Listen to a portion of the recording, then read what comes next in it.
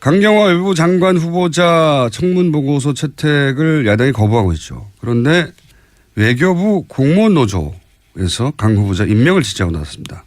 왜 그랬을까요? 국가공무원 노동조합 외교부 지부의 한상구 지부장 연결해 보겠습니다. 안녕하세요. 예, 안녕하십니까. 한상구입니다. 네, 우선 이 국가공무원 노조 소개부터 해주십시오.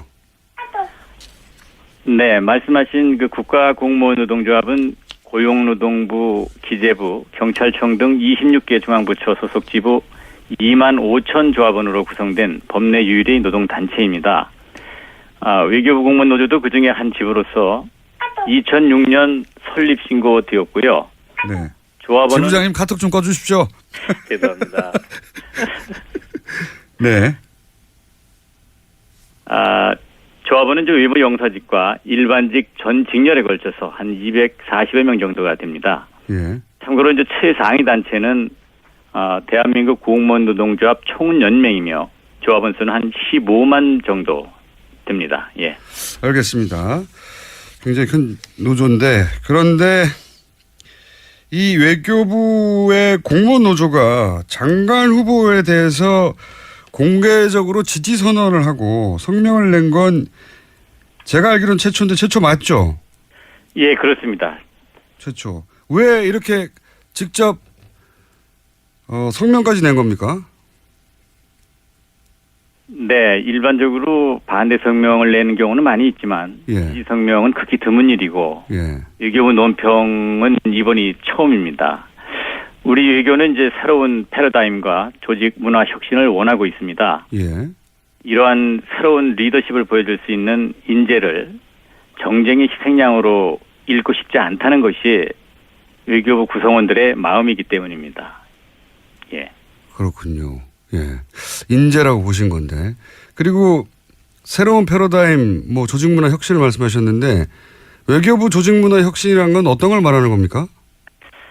네, 이거 좀 어떻게 내부 치부를 좀 드러내는 것 같아서 좀 그렇습니다만 그동안 이제 고시, 특정 대학, 남성 중심, 간부 중심으로 운영되었던 조직 운영이 지금 몇 년 동안 그래도 나아지고는 있지만 지속적인 개선이 요구되어 왔습니다.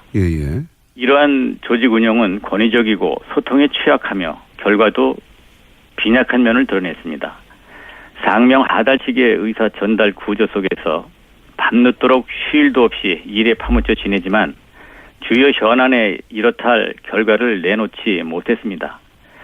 같이 일했던 동료들에 의하면 강 후보자는 탈권위적이고 소통과 대면 보고를 중시하며 부하 직원들의 말을 귀 기울일 줄 아는 외교부 개혁의 적임자로 구성원들은 그렇게 판단을 하고 있습니다. 네. 외교부에서는 강 후보자와 함께 일했던 동료들로부터 그런 평가도 받았고 들었고 그래서 외교부 구성원들은 이 인물이라면 지금까지 외교부 순혈주의를 개혁하는 데 적임자라고 내부 구성원들이 판단을 했다. 그렇습니다. 네, 그런데 이런 인재가 이제 정쟁을 통해서 낙마한다든가 그런 일이 있었으면 안 되겠다 싶은 절박감 같은 게 구성원들 사이에 있었다. 이런 말씀이시네요? 예, 그렇습니다. 예.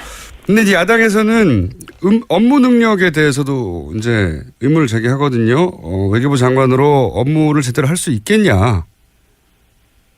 이 부분에 대해서 어떻게 판단하십니까? 예, 하여튼 의문 제기에 앞서서 인사청문회를 지켜본 국민의 한 사람으로 좀 몇 가지 보고 느낀 점을 좀 말씀드리고자 합니다. 네. 장장 한 13시간이 넘는 시간을 후보자의 답변을 듣기 위한 장이라기보다는 사실상 그 취조에 가깝다는 느낌을 지울 수가 없었습니다. 능력 검증이라며 정책 질문하는 경우에도 소위 낚는 질문을 퀴즈처럼 던지면서 후보자가 답변을 머뭇거리거나 신중함을 보이면 능력 없음, 소신도 비전도 없으므로 낙인을 찍는 것은 옳지 않다고 생각을 합니다. 또한 야당이 후보자의 청문회 결과 보고서 채택 거부를 여타 공직 후보자 인준권과 연계시키는 것은 정말 인사청문회의 본질을 훼손하고 정쟁에 수단화시키는 것에 다를 바가 없습니다.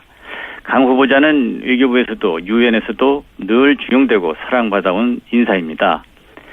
유엔도 그 어느 무대보다 국가 간 이해가 첨예하게 충돌하고 관료주의가 팽배해지고 있습니다. 그 속에서도 강경화는 코피 아난, 반기문, 최근 구테레식 등 3대에 걸친 사무총장에게 중용된 바 있습니다. 특히 구테레시 현 사무총장은 강 후보자에게 인수위원장을 맡아줄 것을 요청하였고 이후 사무차장급인 정무특보라는 자리를 새로 만들어 자신을 곁에 두고자 했습니다. 그렇군요. 예, 그리고 그녀가 아프리카 시리아의 그 인권 유린 현장을 누리면서 문제를 해결해온 모습은 세계인에게 감동을 줬습니다. 이제 그녀가 은발을 날리며 대한민국의 외교 수장으로 국제 무대에서 활약할 날을 상상해 보는 것만으로도 대한민국 위상이 올라간 듯해 뿌듯함을 느낍니다. 예.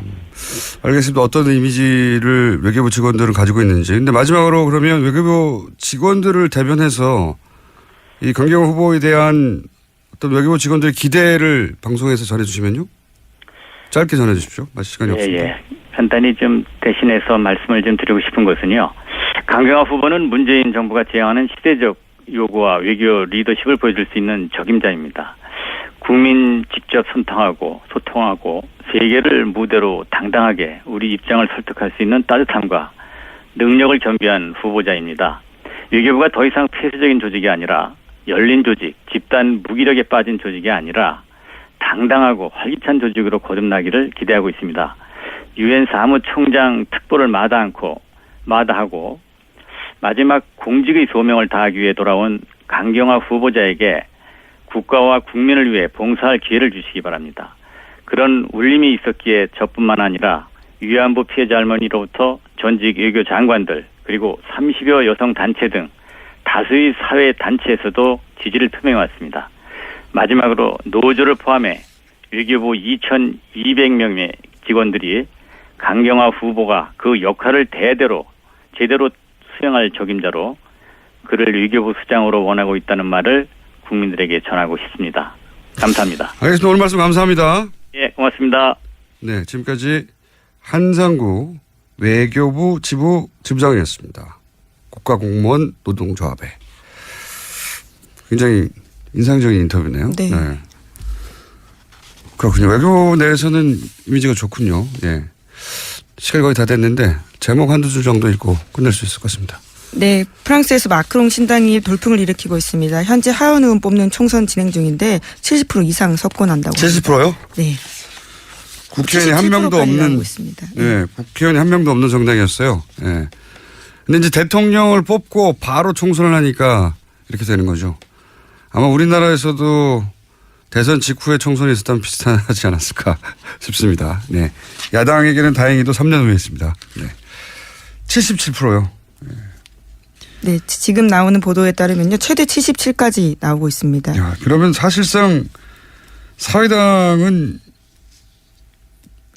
이게 10석, 20석, 30석 뭐 이 정도밖에 안 된다는 얘기네요. 예, 30석 이하로 그칠 것으로 보입니다. 양대 정당이었는데. 이야, 대단하네요. 제목 하나 정도 더 읽고 끝내죠.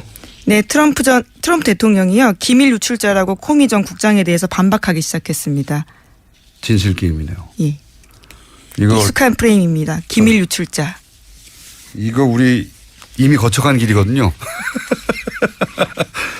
예, 한국에 연락 주십시오. 탄핵과 관련해서는. 네, 여기까지 하겠습니다. 시사인의 김은지였습니다. 감사합니다. 더불어민주당 강훈식 의원님 나오셨습니다. 네, 안녕하십니까. 강훈식입니다. 네. 때까지 좀 보는 건 이제 업무 수행 능력 이야기를 이제 아까 백성주 의원님께서 하셨는데 네, 네. 그건 아시죠? 박근혜 정부 때 업무 수행 능력을 빌미로 당마된 분은 한 명도 없다. 이런 건 아시죠? 업무 수행 능력을 이야기하는 건 이번 정부 들어와서 처음입니다. 박근혜 정부 때는 적어도 한 분도 그런 분은 없었다는 말씀을 제가 보고 말씀을 하나 드릴 필요가 있겠다는 생각이 좀 들고요. 물론 도덕성이나 이런 것들이 업무 수행 능력에 대한 판단도 해야 됩니다만 이게 업무 수행 능력은 그분이 뭐 몇십 년간 외교 무대에서 살아온 것을 하루아침에 국민들의 어떤 뭐랄까요 그 청문회라는 과정 속에서 토론회로 다 알 수 있다라는 것도 좀 저희들 한번 좀 잘 생각해 봤으면 좋겠다. 뭐 물론 이후에 논의해 봐야 되겠습니다만 도덕성 검증과 그래서 정책 검증은 좀 구분해 보자 이런 이야기도 좀 일리 있게 들립니다.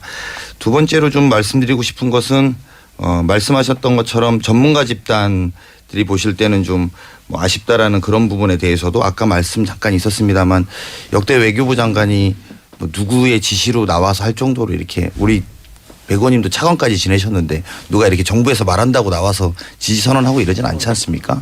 그래서 제가 볼 때는 그것도 좀 뭔가의 오해가 있으시거나 잘못된 인포메이션이 아닌가 이렇게 좀 말씀을 좀 드리고 싶고요. 세 번째는 어쨌든 외교부가 한가하지 않다는 건 맞는 말씀입니다. 한미정상회담 우리 한미동맹이 정말 중요하다. 매번 이야기합니다만 이걸 실질적으로 좀 조정하고 이 균형 있게 이야기를 끌어나갈 주무부서 장관이 없는 부분에 대해서 그리고 7월 달에 있을 OECD 실무회담이 있습니다. 이제 G20 실무회담이 있는데요. G20가 이후에 독일에서 열리기 전에 실무회담은 알겠습니다만 OECD라든지 IMF라든지 각국의 경제 관료들이 다 와서 100명 정도 서울에서 경제 문제에 대한 미래를 밝히는 회의를 하게 되는데요.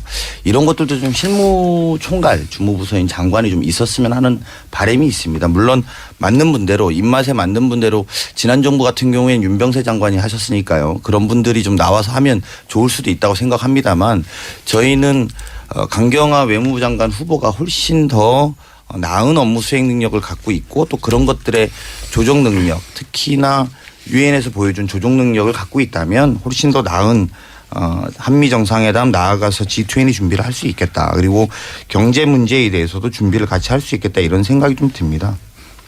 그리고 마지막으로는 죄송합니다, 백 의원님. 문재인 정부를 돕고 싶다고 하셔서 좀 도와주십시오. 정말 저희가 부탁 좀 드리고 싶습니다. 좀 돕고 싶습니다. 부탁드립니다. 제가 야당 국회의원 백승주입니다. 예, 자유한국당 백승주입니다. 네. 자유한국당은 빼주셔도 되고요. 예, 한국당의 백승주 의원이기 전에 국민이기 때문에 우리 국민이 선출한 정부가 잘 되기를 바라는 마음이 야당 여당이 얼마나 있으십니까? 예? 그래서 지금 강훈식 의원님께서 말하신 것 중에 잘못 오해가 있는 부분이 전직 외교부 장관들이 지지 선언한 것이 우리 정부의 지시에서 그런 거 아니다.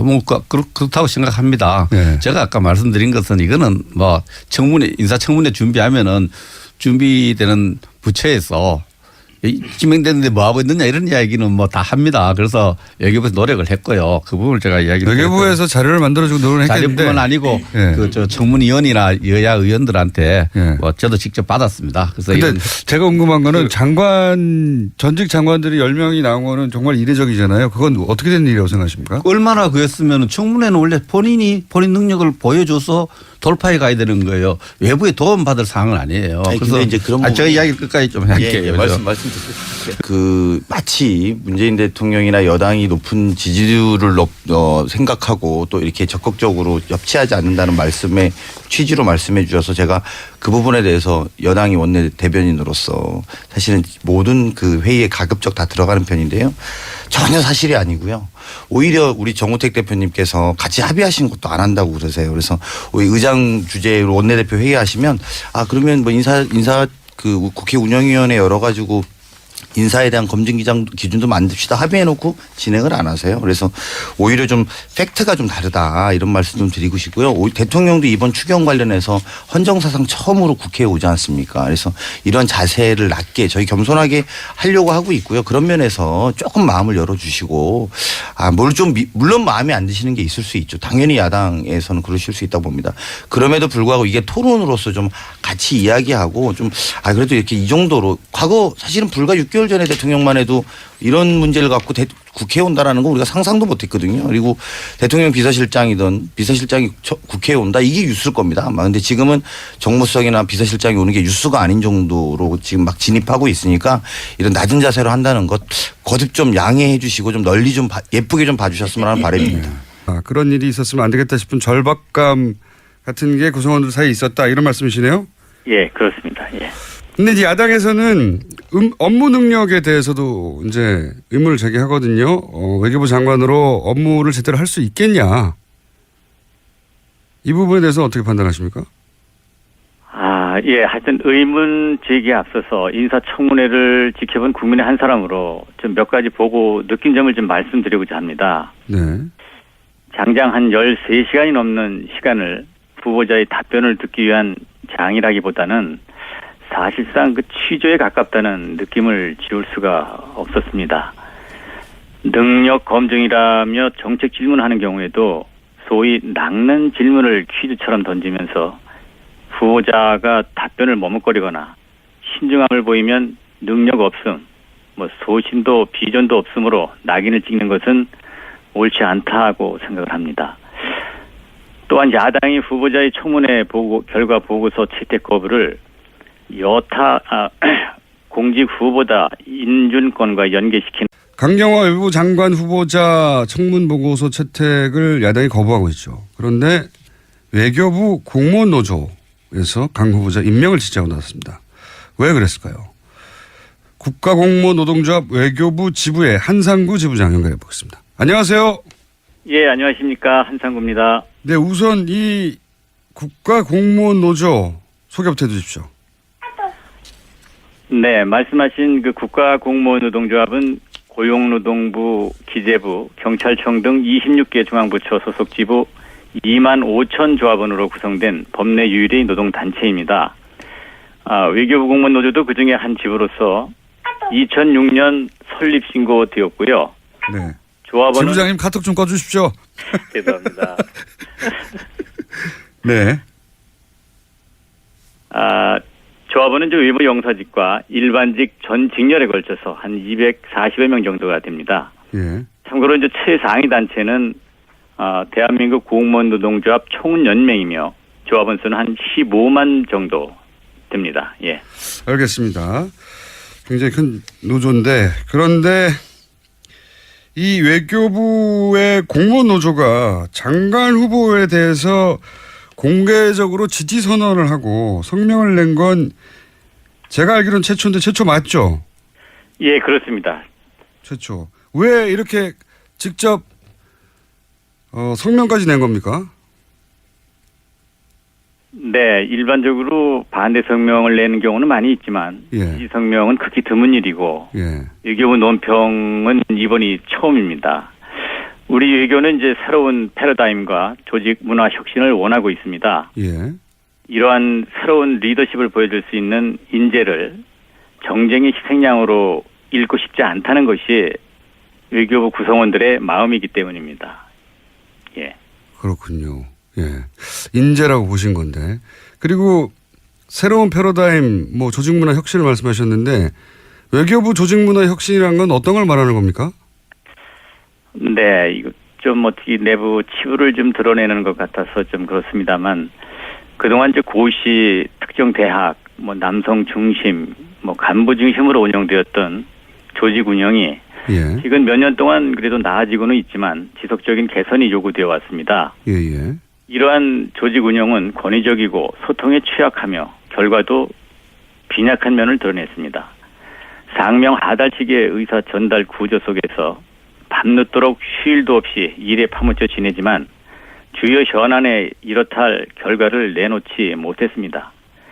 같이 일했던 동료들에 의하면 강 후보자는 탈권위적이고 소통과 대면 보고를 중시하며 부하 직원들의 말을 귀 기울이지 않은 외교부 개혁의 적임자로 구성원들은 그렇게 판단을 하고 있습니다. 네.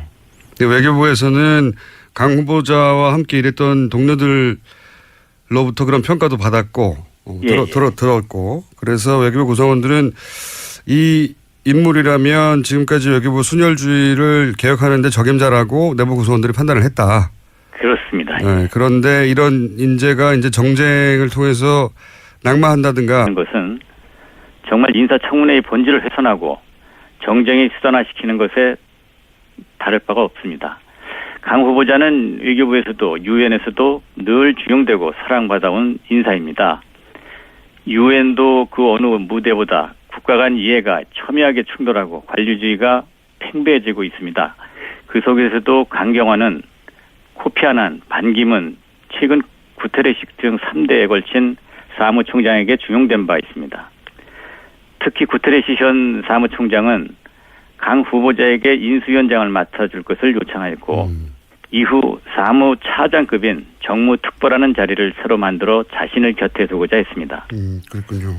예, 그리고 그녀가 아프리카 시리아의 그 인권유린 현장을 누리면서 문제를 해결해온 모습은 세계인에게 감동을 줬습니다.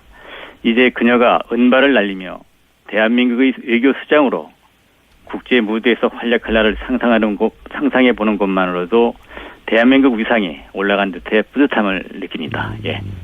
알겠습니다. 어떤 이미지를 외교